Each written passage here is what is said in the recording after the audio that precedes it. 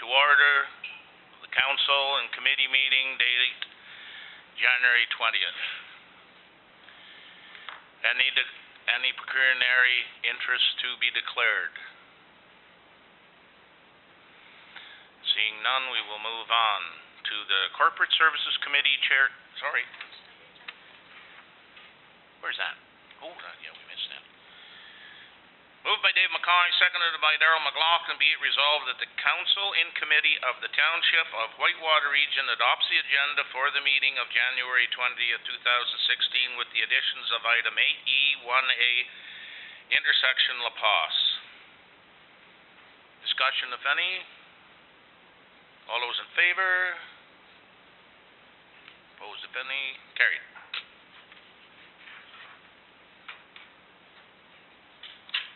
Already said all of that, so we'll just turn this over to Charlene, and I will vacate the premises.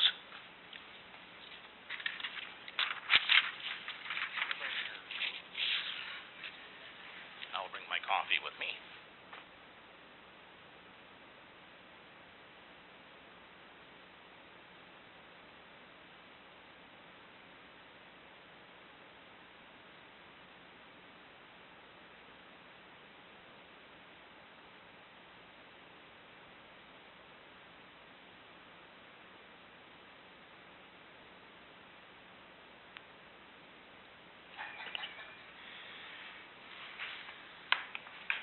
Okay, I'd like to call the Corporate Services Committee meeting to order.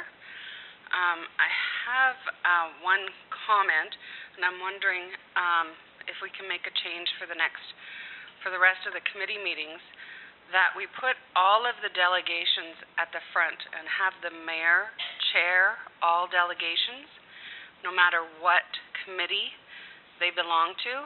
So then we don't have delegations sitting around for hours on end waiting to be heard from council.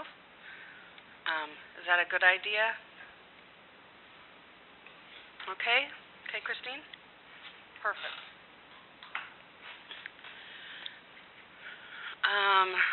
First item on the agenda is board appointment review. Notice of motion from Councillor McLaughlin. Councillor McLaughlin? Well, I'll start this discussion. I want to first say thank you very much to the mayor for bringing our attention that there is honorarium that is involved with the Ottawa River Power Corporation and the Ottawa River Energy Solutions. And if my memory serves me right, the mayor said there was $4,100 honorarium. Well, that is certainly what was said the last time. What is the honorarium? Oh, I'm sorry. 4,500 if you sit on the both of them. The second one is 62. No, it's higher than that. But anyway, no, I can't give that in actual fact, but it's not the full it's not, the two no. amounts if they say. But anyway, it makes no difference to me. I think this honorarium, I call it double dipping. I think it should be council members only appointed to that board because there's honorarium involved, and that their honorarium should be taken off of the honorarium that has been given to them as councillors, meaning to reduce your council honorarium to keep it in line. Why should one member be paid a whole lot more? And if we're going to do this, then I think we need to look at every member that sits on a board, a commission, get the same pay, because it's not fair.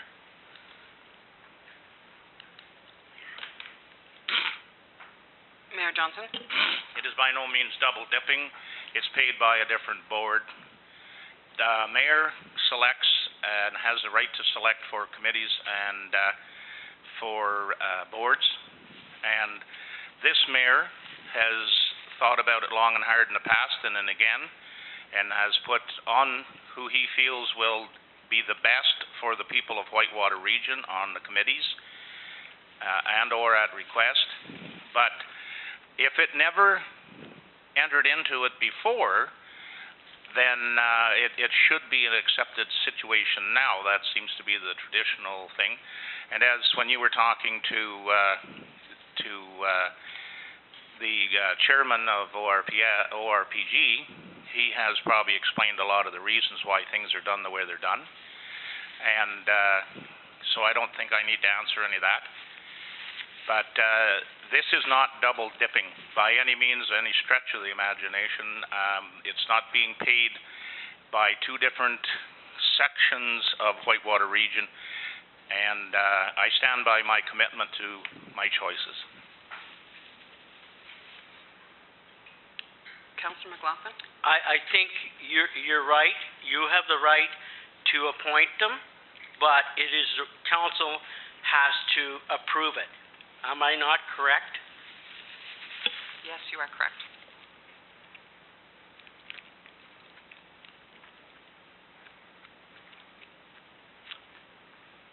There's no motion on the table with regards to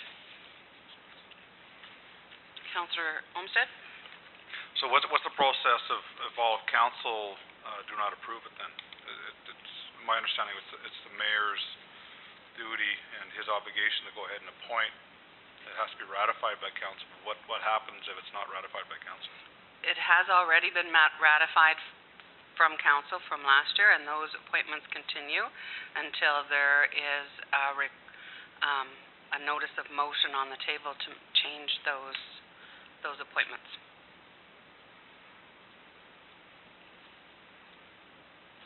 Christine? Deputy Clerk Dillabo and I had not drafted a motion because we did not have any idea where this conversation was headed.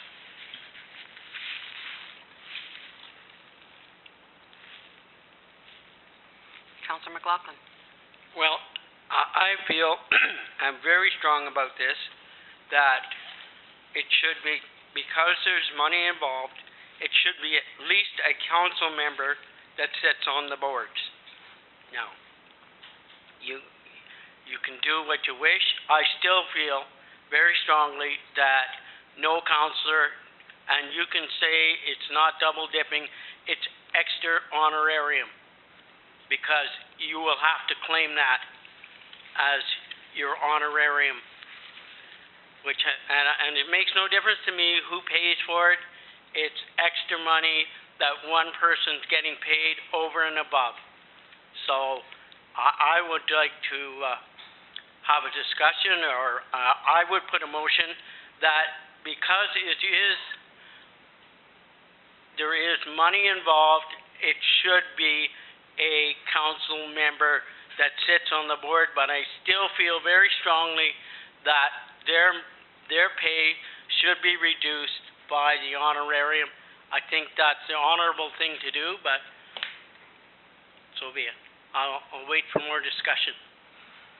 I'll make one comment. There are other boards that pay, and in some cases, it is returned to the municipality. Depends on what the municipality requires, but in most cases, it's not returned to the municipality on this particular board, and it goes on the remuneration report that gets reported of council members, what they make, and anybody that's appointed to a board on behalf of council. It gets reported by the end of March of each year to the public.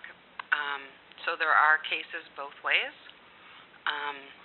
So seeing that there was a notice of motion, but I don't see a motion on the table, is there a motion on the table to proceed with, or do you have a... Councillor Olmsted? Sorry, just a question regarding your comment that there are other boards, that there's honorariums. Are there other boards or commissions on our list that receive, or are you speaking... No, I don't believe so. So no more on our list that receive honorariums? No. Okay.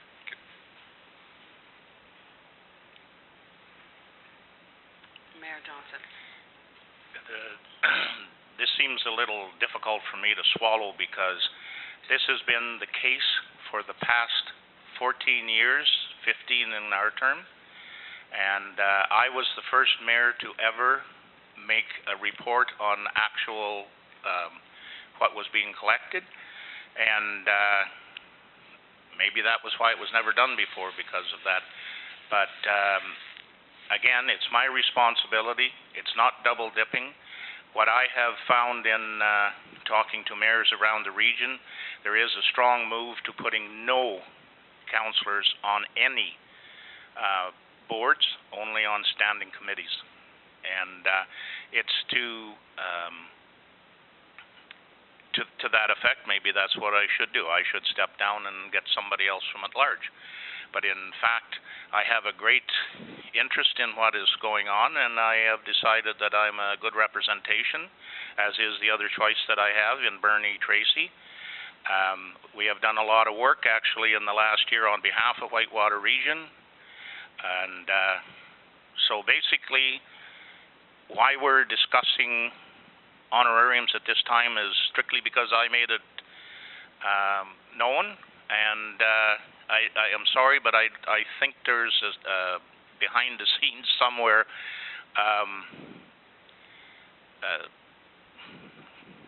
I just don't think it's right.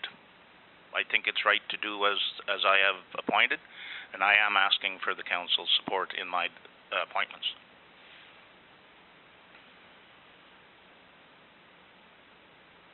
Councillor McLaughlin, do you have a motion? I would like to make a motion that it be council members.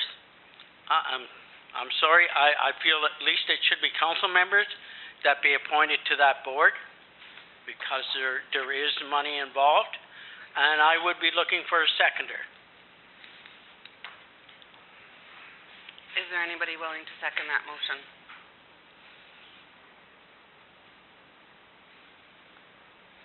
Seeing none, the motion fails. Next item on the agenda, the draft strategic plan update, final review.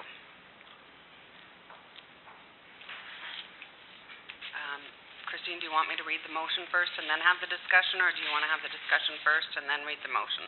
Whatever suits you, Chair.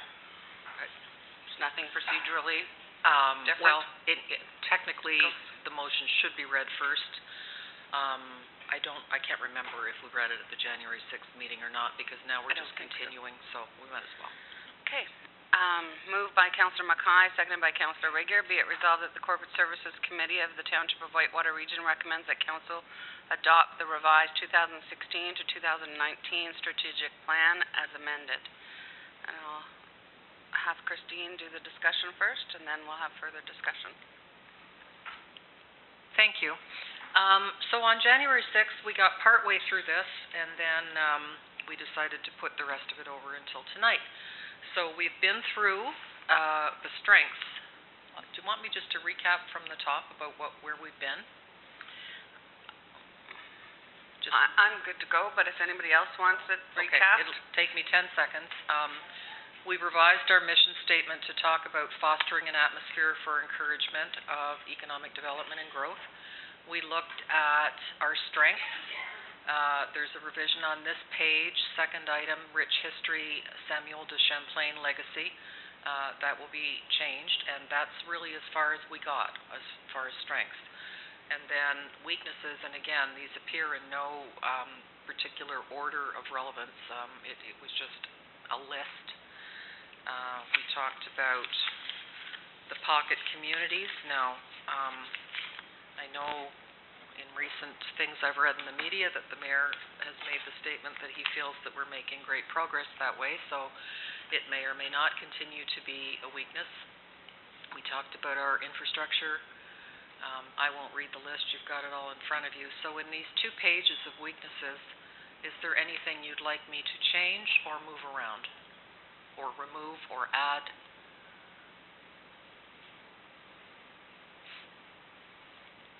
Seeing none.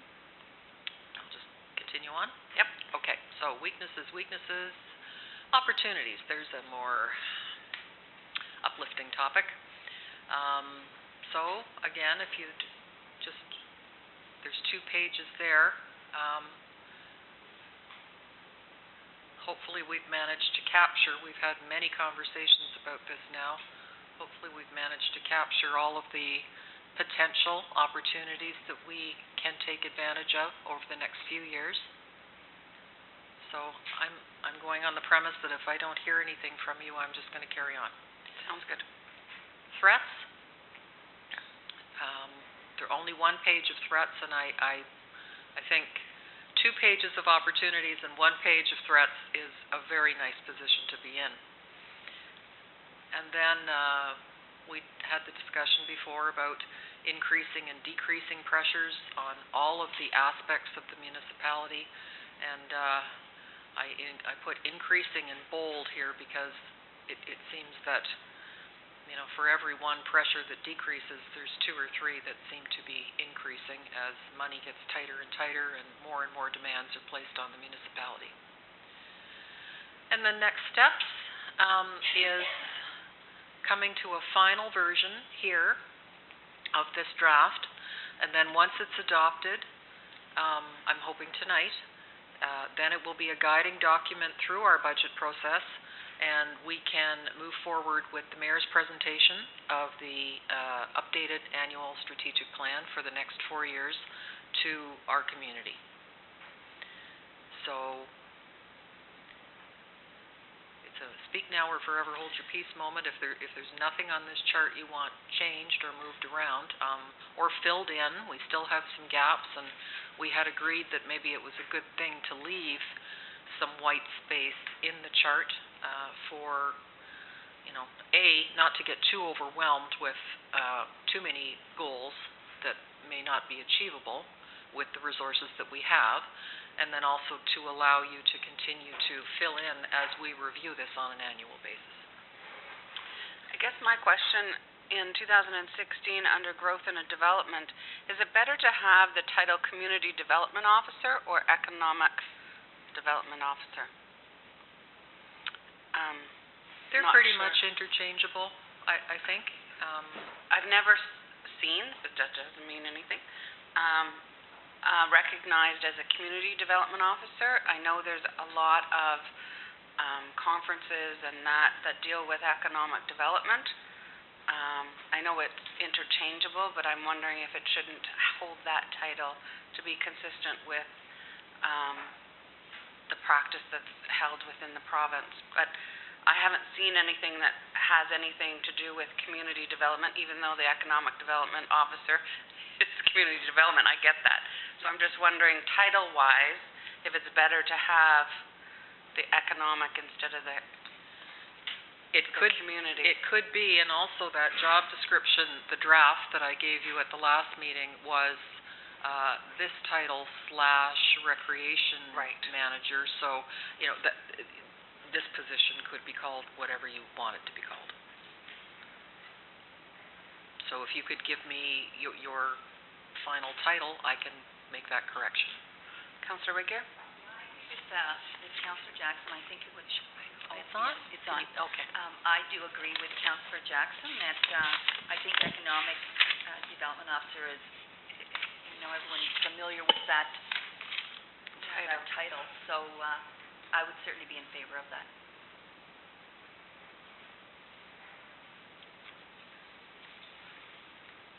Okay, I'll make that correction. Did you And want me to put in the other title as well, dealing with recreation? The other question I have, by putting these as one of the strategic plans, does that mean we're agreeing to an Economic Development Officer / Seasonal Recreation Manager, or are we going to review that come budget?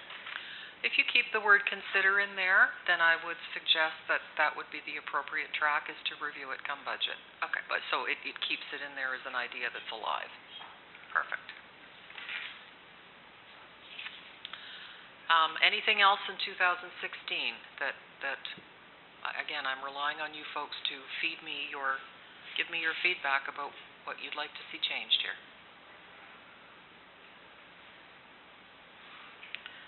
I didn't see anything else. Councillor Olmsted? Yeah, just under 2017, under Health and Rec, seeing as there's no trains going through Whitewater, it's probably a trail, right? Develop a trail system. Well, it probably is. Woo-woo. That will be corrected. Thank you for spotting that. Mayor Johnson, you need your name tag. Well, just call me Terry, I don't care. Confusing me. Going back to 2016, review fire hall complement, I would like to have that as review the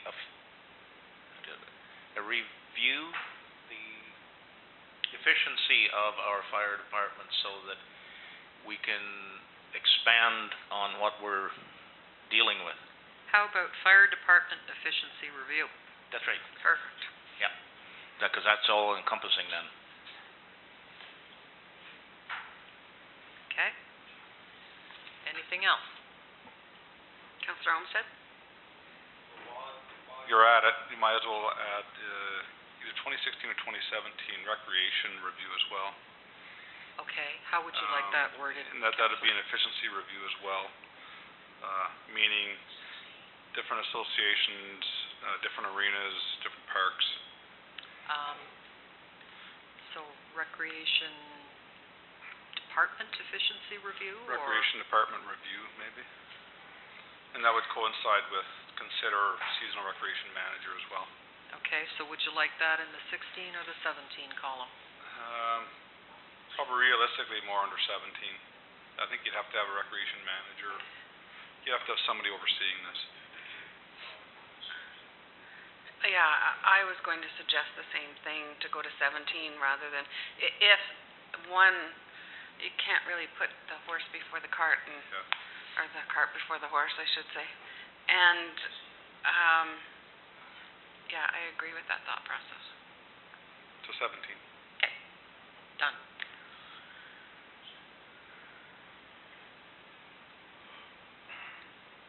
Anything else in 18 or 19 that's come to your mind? And again, there's absolutely nothing wrong with leaving some room there. From the information I've gathered from municipal affairs, that some small municipalities really don't do themselves any service by making a plan that's too ambitious and can't be achieved with the resources available, and it just ends up frustrating everybody because we've made good progress over the last few years. We made fantastic progress in 2015. So if you're satisfied with what we've got on the plate here, then we're done.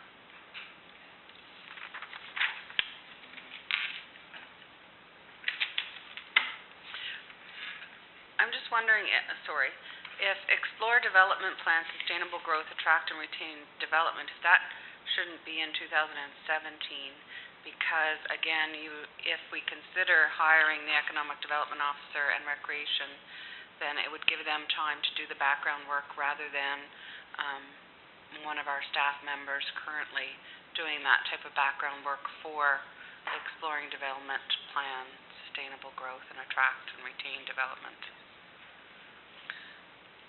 Certainly that makes sense. Leaving the word explore in there, again, much like consider, gives you, the opportunity that it's not a mandated task for 16. But I can certainly move it out to the next year if you feel that's where it's better suited. I mean, depending on when and if that person is hired, then it will all depend on how much time they have to even start it. So yes. Can leave it in 16 is good. So, sorry, leaving it? Sure. Okay.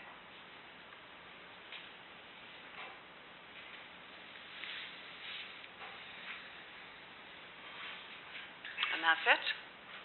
So any further discussion on the motion to adopt the revised 2016 to 2019 strategic plan as amended? No further discussion. All those in favor? Opposed? Carried. Thank you.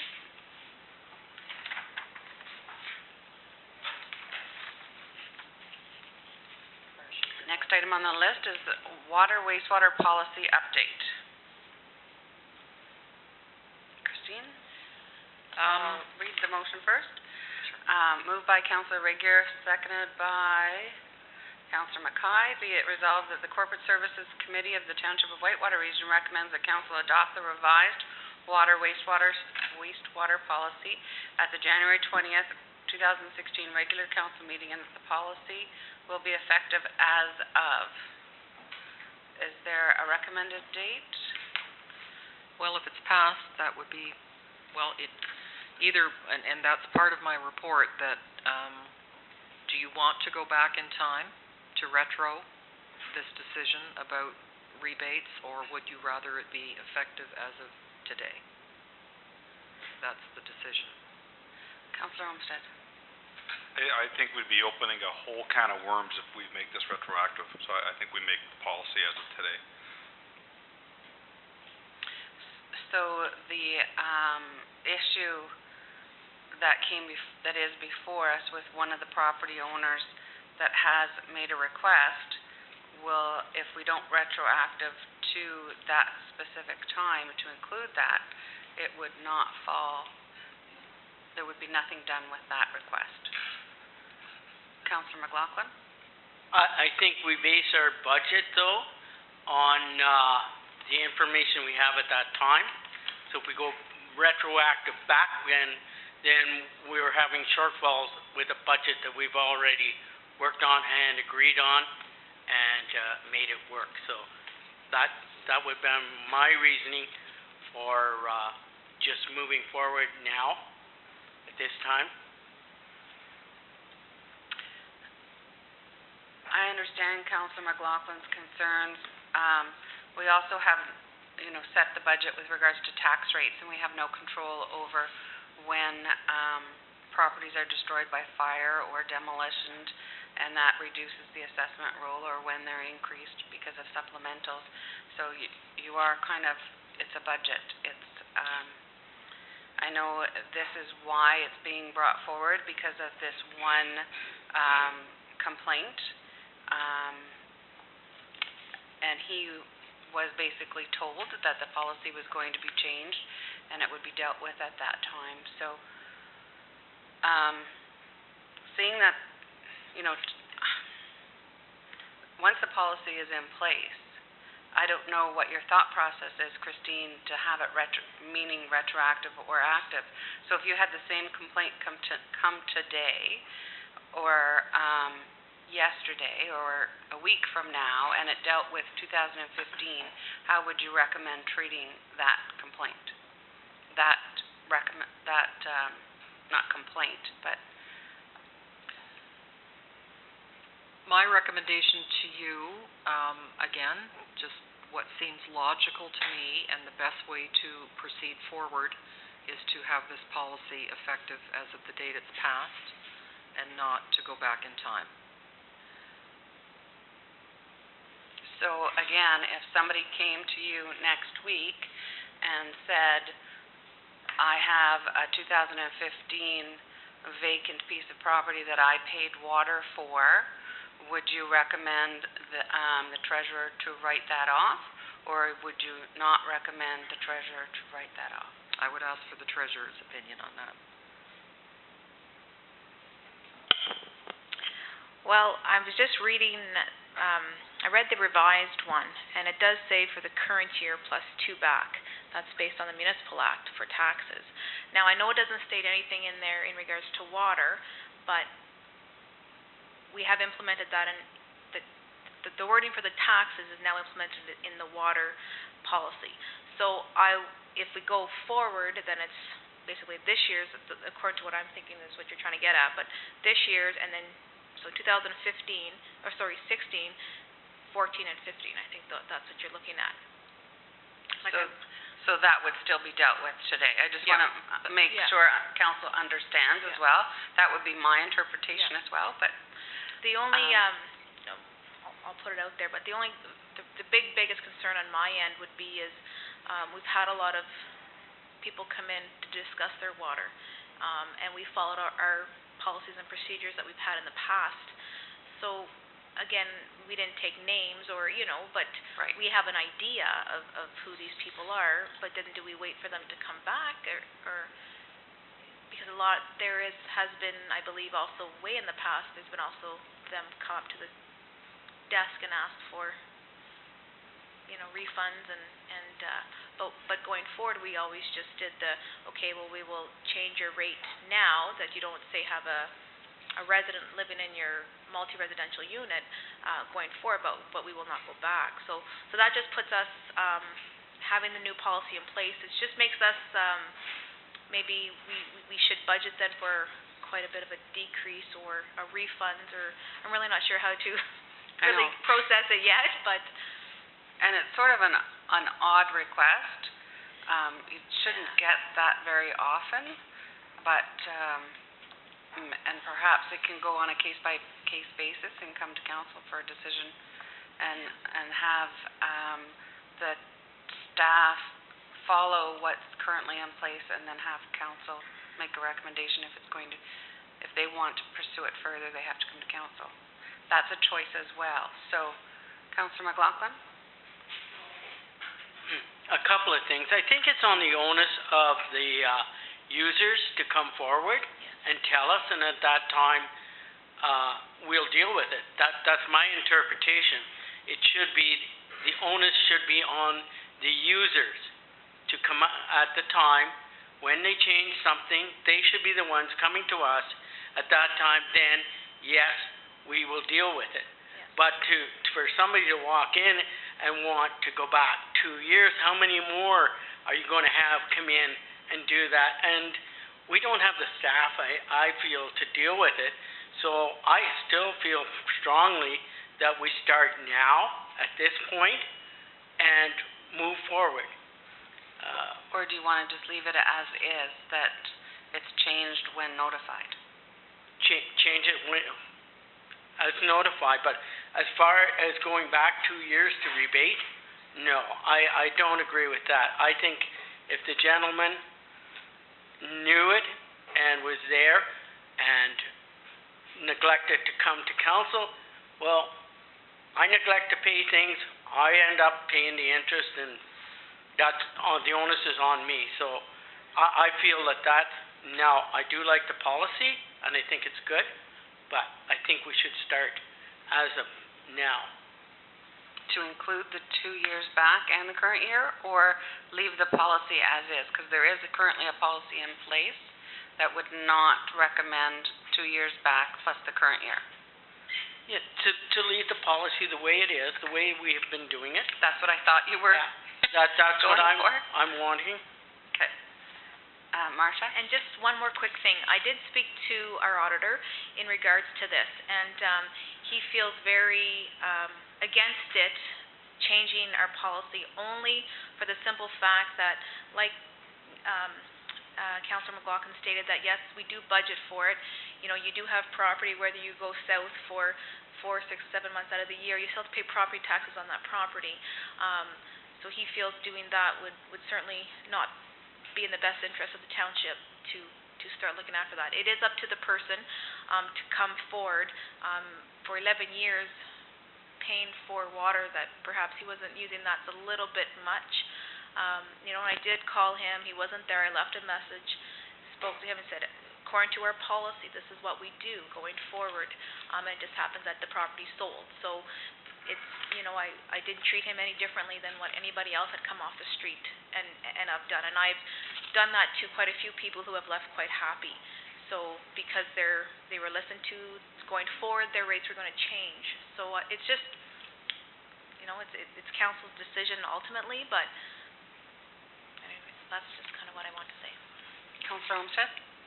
I think the thing that we have to understand is that for every person that does this, or like last week, we talked about how a number of people have come in to cancel services. The burden on the rest of the people gets greater for every person that comes in and does this. So I think responsibility has to be with each user to come forward and deal with it from that point going forward. I'm completely against any retroactive pay. Christine? And, Chair, even if the new policy is not adopted, the old policy is quite out of date, so I would have to polish that up and bring it back to you with the appropriate revisions, but without this other section. Councillor Rager? too. I agree with Councillor Olmsted, but I'm just wondering if we could take it one step further and perhaps in the next water bill, put in our policy so everybody is fully aware of it. Because I think there are people out there who really don't understand the system until something happens and then you end up with this, you know, the way we are right now. So I think just putting a reminder out into our water bill might rectify any future questions. What about a link? A notice that says a link I was gonna suggest that that. has the link on the website where the policy will be posted once the new one is updated, just to make it, because I understand that there was no clean copy of the old one without markings on it. So once that one is reflective of the new that Christine will prepare for us, without the changes, same thing but without changes, that link can be put up on the. I was just gonna suggest, just because if I were to put that into, all this into the bill, my postage would go up. So I kinda wanna keep it low, but what I can do is I can do a memo and summarize the highlights, and perhaps just that one sheet, okay? Yes, That'd that's be what great. I meant. I did Okay. not mean the whole, Okay. the whole entirety. I like that. Okay. Yeah. Christine? Okay. So council's aware too, one of my goals for 2016 is to get the policies updated and as fast as I can, get them consolidated, get them into a position in the website where they're easy to find with links. So that is right now we've got sort of policies, a smorgasbord, they're all over the place. So I really want to concentrate that, bring them up to date, make them accessible, easily accessible. That'd be great. So the motion is on the table. So I will ask if there's any further discussion and then we'll vote on it. So it is, the motion is to adopt the revised, but from what I'm understanding, that's not where we're going. So is there any other discussion? All those in favor of adopting the revised one? All those opposed? Thank you. Not carried.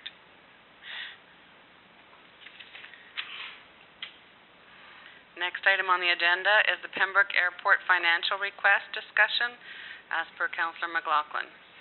I sit on this board.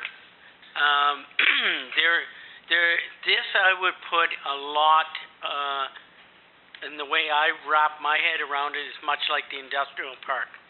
Nothing has been done since it's, since they started. There's nothing done.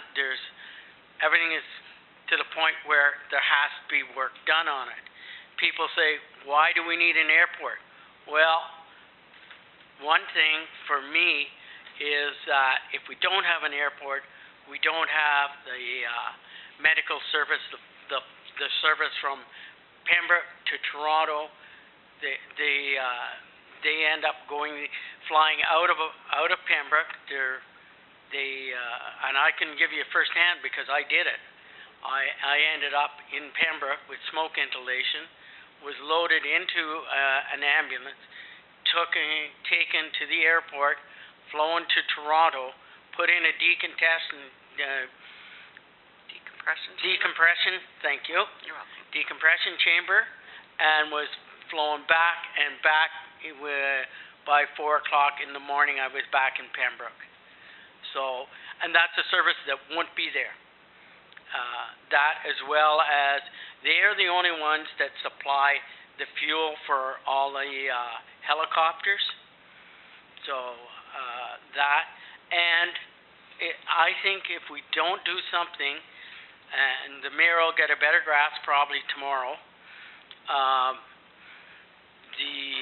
There was quite a presentation done by the member that was there from the armed forces, because it's a very, very strong service that they need, and I worry what happens if we don't go ahead, what happens to the people or to those battalions that need this strip to work with. So That's where I come from. I know just to look at it, people would say, well, why do we need an airport? But when you get into the nuts and bolts of it, those are probably a couple of my reasons. I'm willing to hear any others. Mayor Johnson? Councillor McLaughlin is actually quite right about the importance of the airport. And there was a presentation made to this council and there has been to several different municipalities that are already shareholders. What is going to take place, the next step that's being taken place as a request of two of the mayors that are involved, that all the mayors from the townships involved, and now they've requested us to take the CAOs. So Christine and I tomorrow at 5 o'clock will attend their meeting. I think Councillor McLaughlin will agree that the presentation wasn't thorough enough to ensure the bang for the buck, if you will, going forward. That there needs to be more work on the financial end of it to assure that it's going to work. And my personal take on what some of the other municipalities are thinking is that the base should jump up and take on a little bit more of the onus because of their usage and possibly because of their increased usage in the future. But right now, the groundwork is we should have an airport. How we're going to achieve it being effective needs to be worked on, and so we will give a report from the meeting tomorrow night to council on what the other mayors and what we thought would be proper. And then I think, if I'm not mistaken,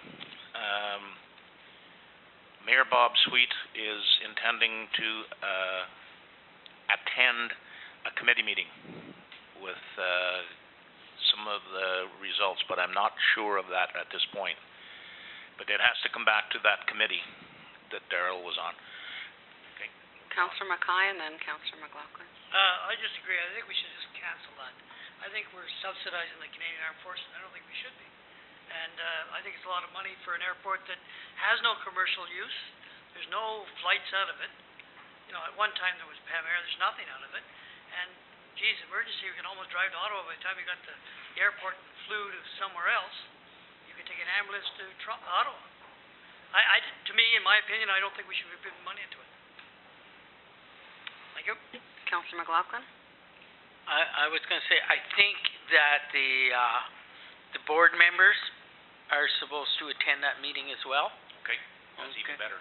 That was, I talked to Jennifer Lehman, and in my reply back, yes, the Airport Commission board members were to attend as well. I don't know where they're going to put everybody, but I was actually quite concerned that that wasn't part of the agenda, because that, to me, that wasn't right, going without the committee. That sounds good. Okay, so I do have a motion moved by Councillor McKay, seconded by Councillor Regier. Be it resolved that the Corporate Services Committee of the Township of Whitewater Region recommends that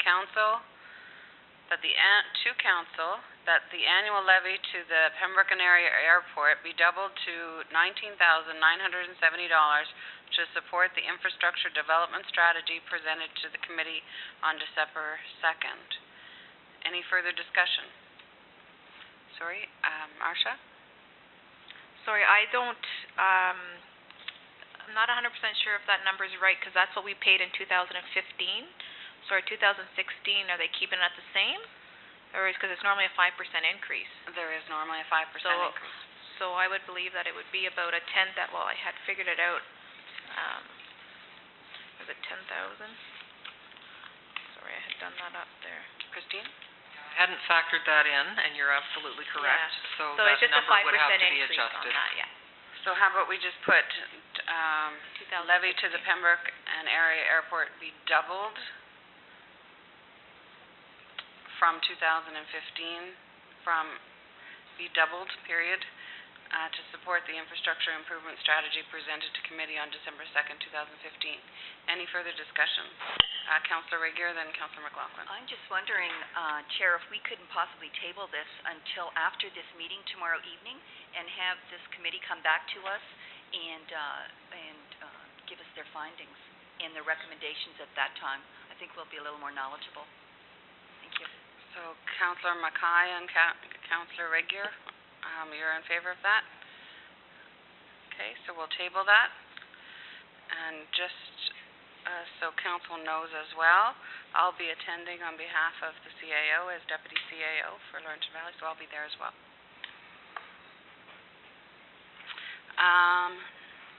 Councillor Olmsted.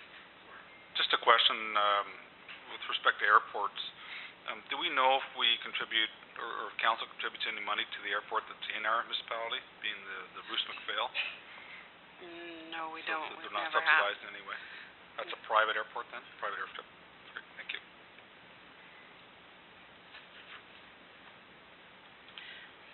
Next item on the agenda is the Legion book request. I have a motion on the table, moved by Councillor Regier, seconded by Councillor Mackay. Be it resolved that the Corporate Services Committee of the Township of Whitewater Region recommends that council support the Legion's 3rd Annual Military Service Recognition Book Project by purchasing a business card space for $325. 20,000 copies will be released in September of 2016. Any discussion? Councillor McLaughlin?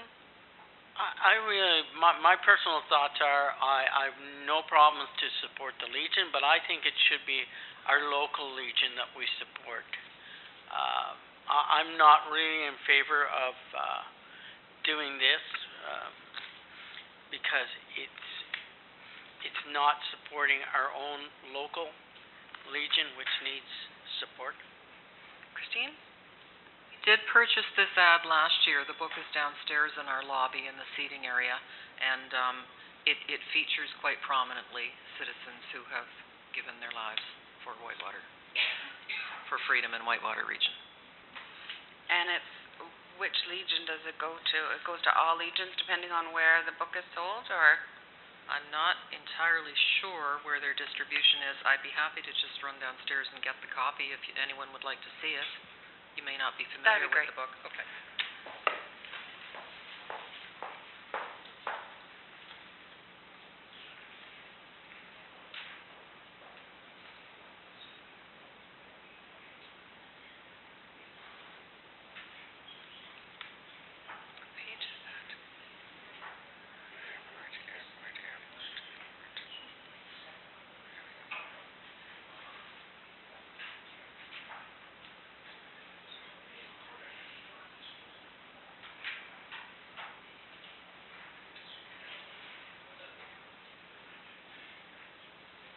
So it says proceeds raised from the important project will cover the cost of printing and distributing this unique publication. Additional proceeds received through this program will assist and support many important Legion initiatives that in turn will assist our over 400 branches to remain a viable partner in the communities.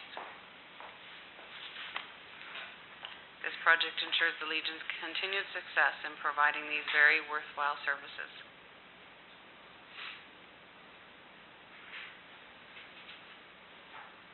Any further discussion? All those in favor? Opposed? Carried.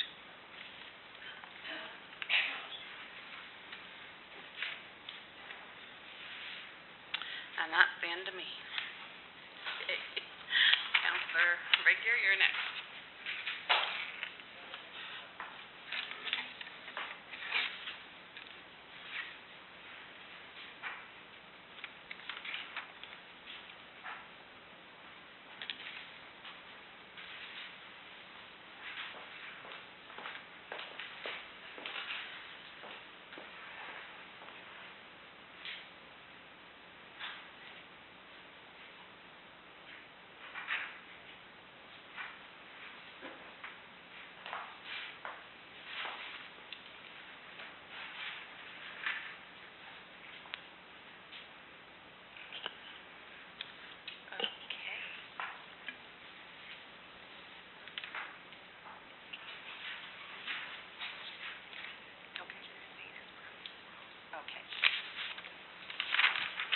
Okay, thank you, and welcome everybody. So what we're doing here, it looks like we have a draft bylaw of for cleaning up our yards and just cleaning up the different delinquent properties in the municipality. So I'm going to ask Doug and James McBain, thank you for joining us. I'll just swap. And then when the microphone is blue, it's on. Good evening, everyone. James has provided us with this draft bylaw to help process some of the complaints that we get a little quicker. Right now, we do them by a property standards bylaw, and there's an appeal period. And sometimes if somebody has a couch that's sitting out on their driveway or something like that, it probably could take 20 days before we could do anything because of the appeal period. And this will just simplify it a little bit. That can be done a little quicker. And I'll let James talk about it a little bit. Good evening, and thank you for having me here tonight. In Whitewater, we investigate probably 20 to 25 property standards complaints per year. Most of the property standards complaints come in between May and November. Otherwise, we're covered in snow and there's not a whole lot that can be done. So over that period of time, we investigate 25 complaints, more or less, at this point. The only avenue we have at this point in time is the property standards bylaw, which is kind of tied into the Building Code Act. And as a result of that, the bylaw includes an appeal period for someone issued with an order to clean up of 14 days. So you have to give people 14 days to appeal the order, then we have to start the process, and away we go. If they appeal the order, it could not get done that year.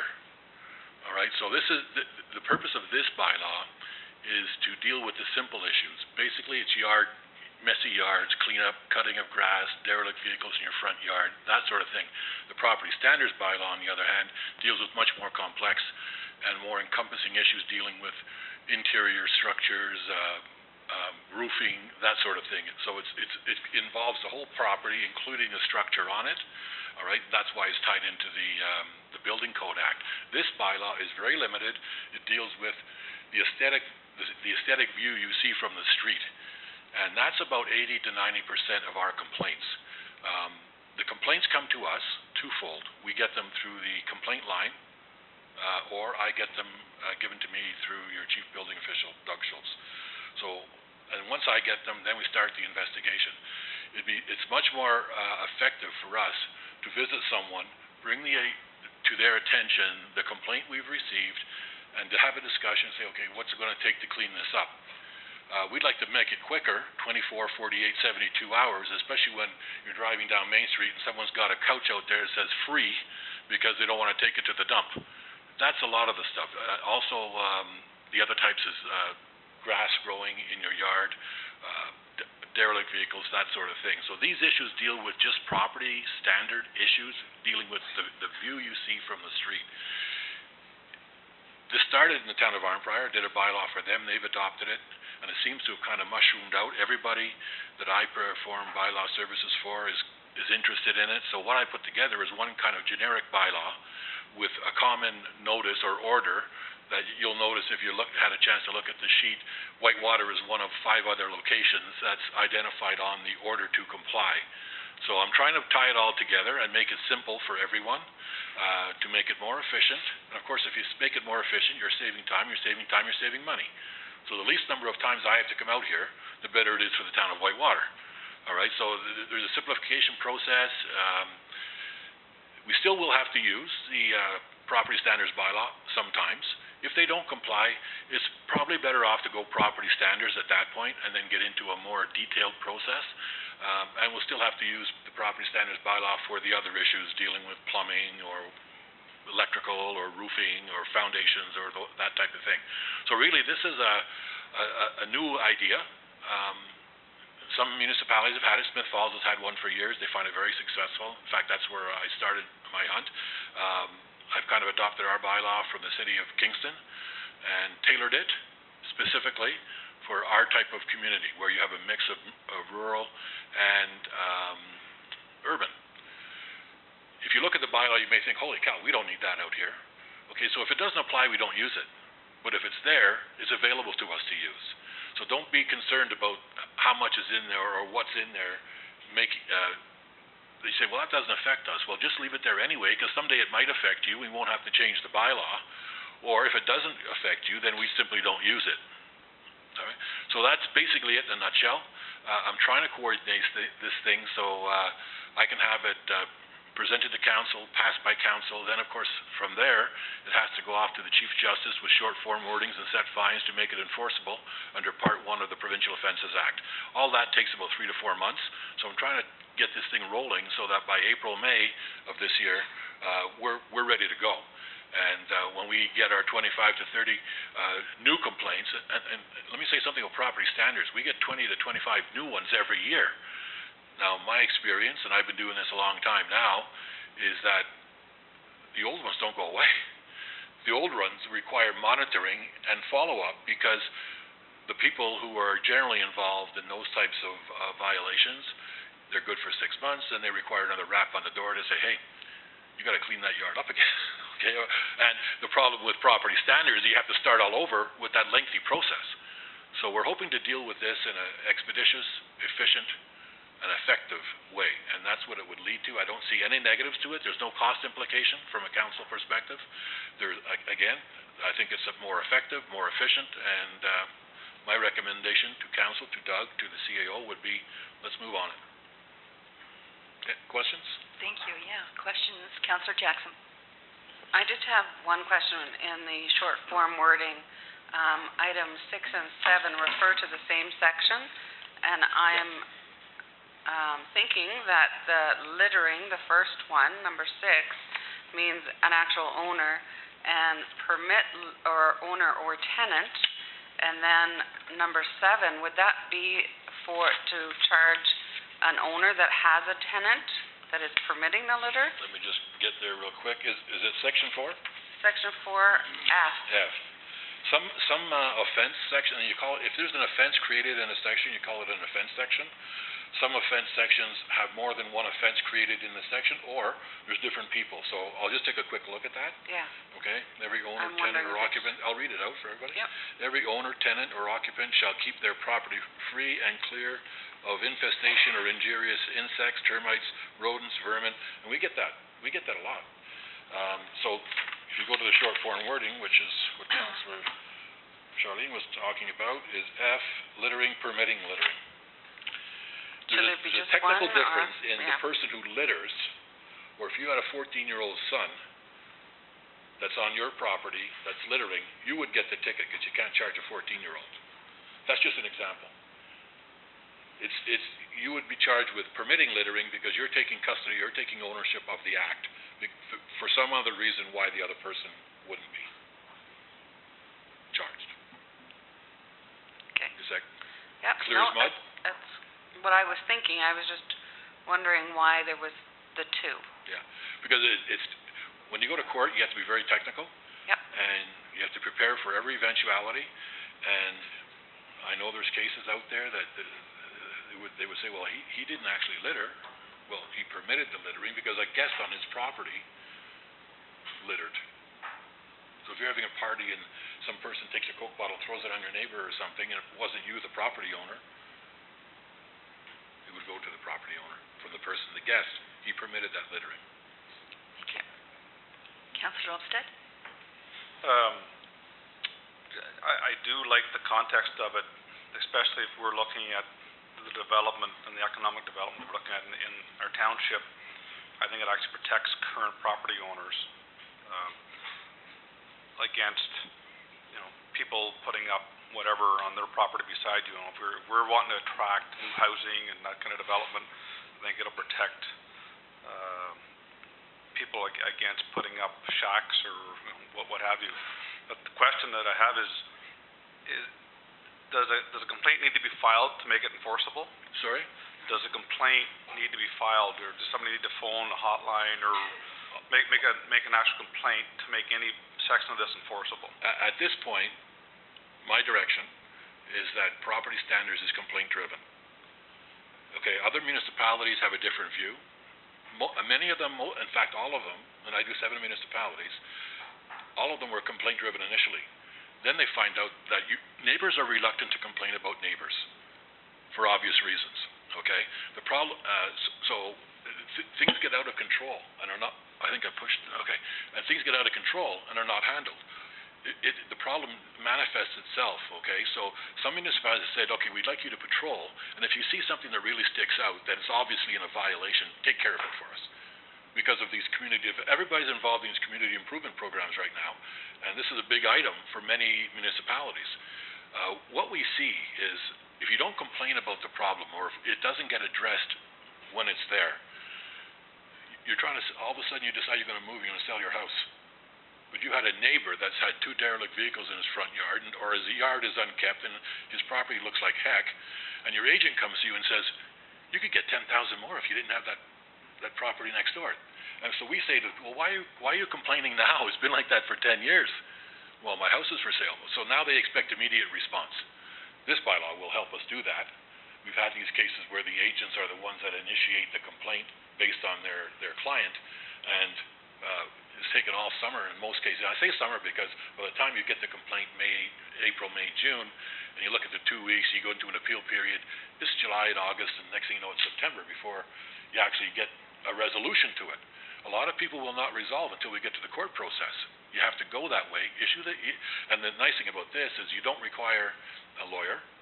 Okay, we go initially by way of Part 1, which means a simple ticket, the same ticket you would get if you got a speeding ticket on the highway. It's the same format. The local county prosecutor would prosecute it at a very reasonable rate. I think it's $55-60 an hour versus paying a lawyer, as you have had to do in the past on some other cases. That's why I encourage municipalities and councils to, whatever bylaws you have that are enforceable and you expect your enforcement agency to enforce it, make sure you have short form wordings and set fines, because that kicks it into a different realm. That puts it into Part 1, where we issue the ticket and we're basically in control of what happens. Now, if we have repeat violators and we issue 1, 2, 3 tickets, and we do, then we go by way of Part 3, much more serious. We bring them into court, let the judge decide, increase fines up to $5,000. Sorry, I'm trying to give you an overview of why these things are important, because really you don't have much of an idea of what goes on with respect to bylaw enforcement in your municipality. We don't submit reports to you at this point, and there's probably a reason. We don't have a lot of time in Whitewater, and we like to make whatever time we have here operational time. So we don't want to spend it behind the desk doing reports, and I submit my reports. Every case goes to Doug. He gets a copy of it. So if somebody calls in and calls the CAO or calls Doug and says, what happened with that? He's got a record of it. But we don't submit to council, so you really have no idea what we're doing on a regular basis. Your property standards is a busy section. Whitewater, for me, is one of the busier sections with respect to property standards and animal control. There's a lot. We have a lot of complaints on animal control. Yeah. Anyway, that's a quick summary of your bylaw in specific relative to this request I'm making for you. Are there any other questions or comments? I just have one, and it's item number M, and it's the word vehicle, and it pertains to farm tractor, farm machinery, road building machine. We have a lot of farmers in our area. Right. And my concern is some of these farmers, I mean, they keep pieces of equipment because, God forbid, they can use it down the road. What happens in those cases? Because, you know, that's a tough thing to go after. If we got a complaint, and I've had it, okay? You get a complaint from someone who's moved out from the city, and all they see when they drive by this farm rural location is this haybine that's been sitting there, and as far as they're concerned, been sitting there for 10 years, hasn't moved. It has, but they don't know that. So we would get the complaint. We'd go in, we'd talk to the farmer and say, is this an active piece of equipment? And if he says, oh yeah, I use that all the time or whatever, then it's fine. Would there be a possibility that you could move it? We're not going to force him to get rid of it, but maybe he could relocate it to satisfy everybody. Okay, or if he says, no, we have no mechanism, we would not cause him to remove that at that point. There's a different enforcement strategy, if I could use that term, when you deal with the rurals versus the, rurals compared to urban. Yeah, and farm machinery, you don't wanna see farm machinery, don't move to the country. Okay, Right. so that's basically the way it works. There's a lot of leeway back and forth. We don't usually worry about, and I've seen several. I was out on a couple of the back roads last week or this week, just the other day. Holy cow, there's 45 derelict vehicles in this yard, and no one's made a complaint. And it just seems to be an accepted practice. We've had those. I've had cases where I've had 225 derelict vehicles in Whitewater region. It took me 2 years to clean it up, but it got cleaned up. But it's a moving target. Yep. Yeah, and it's also got to do with the local acceptance. Yes, very Yeah, true. and every Yeah. municipality is different. Even the rural municipalities, Whitewater is a little different from Horton. Horton a little different from McNabb. McNabb different from Mississippi. They're all close, but they're not the same. And you've got to and we recognize that. We've been doing this in all those for a long time. So we recognize the differences, and some places are a lot more lax, a lot more laid back. But when we get a complaint, we have to act. And I'm assuming you want me to act appropriately, and you want me to act efficiently and effectively. So this will help us do our job a lot better. Very good. Thank you. Anything else? Yes, Doug? Yeah, I'll just say that all our inquiries are complaint-driven at this time, and sometimes Jim comes into situations where he'll go and take a look at it and he'll say, "What do you think?" And he'll ask me what I think, and we know that we're in a farming community. We're not going to tell somebody to move their tractor or something like that because this is a farming community. Yeah, exactly. You can come see my husband. Kathy, you better not complain on him. I'm looking forward to passing this bylaw. Chris? Yeah. I can't top that. For anybody trying to not really realize the importance of something like this, a recent case, I'll try not to be too specific, locally, where a building did come down, and there were several hundred, there was estimation that there was thousands of rodents leaving that property, and I'm sure a bunch of you guys can kind of understand what this case was. But those rodents then went through the fields and to other people's properties, and that was very, very recently, to which I do know that my store got wiped out of rodent killer, and I'm talking cases and cases of it that these people had to come and buy. And there wasn't one leg that my understanding that we could stand on as a township to correct that problem at that time. Councillor McKay. There's buildings in, derelict buildings in Beachburg. Would that fall under that? Again, Dave, we deal with things when they become to be safety issues and stuff like that, or when people bring it up to our attention that there's safety issues. We had some derelict buildings in Beachburg where there was garbage in garages and stuff like that, and we dealt with them and the people cleaned them up. If people don't bring it to our attention, we don't go out there to take a look. It's only complaint-driven, and when they bring it to our attention, or if council brings it to our attention that they want us to deal with it, we will deal with it. But we're not driving down the road to look at what somebody's doing with their property. That's none of our business. I'm talking about right in Beachburg, Gay Clark's place there, the place next door with no... I know the property that you're talking about, and I think there's some other issues going on with that property. Okay, all right.